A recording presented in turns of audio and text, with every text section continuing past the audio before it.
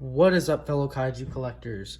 This is the Kaiju Review, and today we're taking a look at the Monsterarts Burning Godzilla 2019. So let's take a look at the box. So here we have the Monsterarts logo. We've got a nice shot of the figure on the front right here. We've got our Monsterverse logo. Let's zoom over to the side. Just Burning Godzilla and Monsterverse. Take a look at the back. We've got some more shots. There we go. Here's the other side. A nice front shot. And the bottom. All right, let's get this guy out of the box. All right, now that he's out of the box, let's take a closer look at him.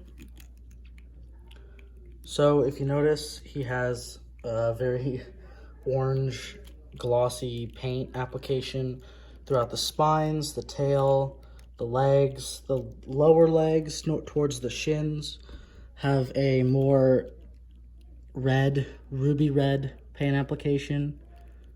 And same with, so that's both legs.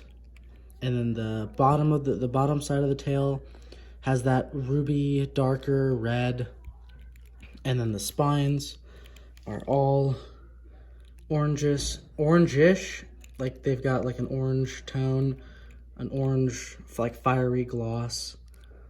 And then same with the arms, the head, basically everything. The only area where there's a drastic difference is the shins and the upper parts of the legs, where it's a little bit more red. The spines, for the most part, are completely glossed with orange. And here is the bottom of the tail. Now, if you look closely, you can see that there are like creases right here where it looks like almost like his skin is lava or something, which is really cool. The paint application is really nice right there. So let's look at the articulation.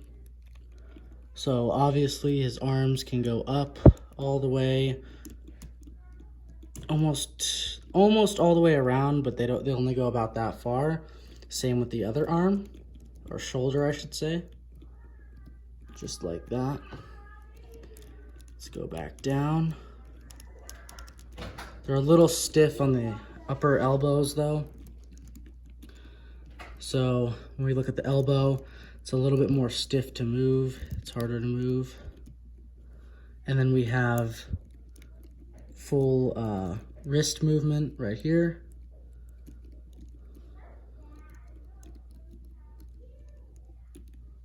.360 wrist movement. The torso mine's a little stiff, so it's not gonna work, of course. Upper torso can look down a little bit. Not really. We can get him to go up though. Up right there. We can get the head to go up all the way. And we can go back down. Head can go down.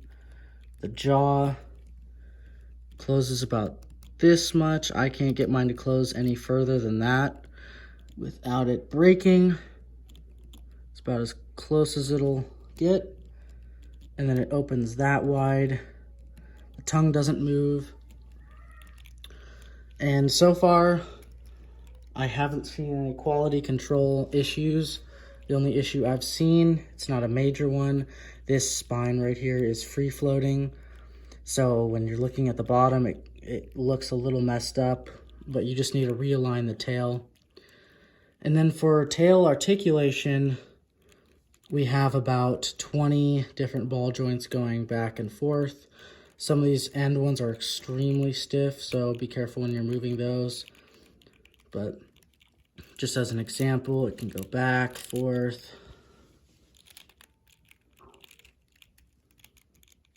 Like so. And then for the leg movement, he can go out about that far, back. The ankles can turn and go up a little bit, Not too much though.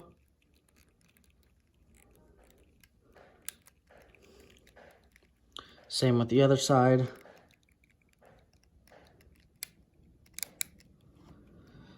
And that's about it for most of the articulation. So now let's take a look at him in the dark. And here he is with a light behind him, so you can see that the plastic is translucent, which is a really cool feature. If we turn this way,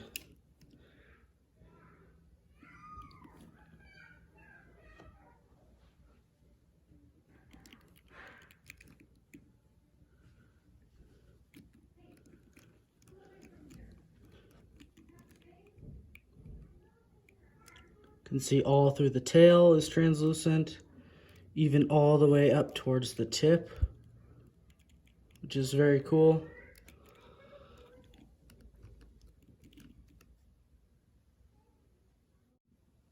And lastly, since this figure doesn't come with any accessories, here he is compared to the standard version and the exclusive poster version, or Atomic Blast version. Compared with the NECA version,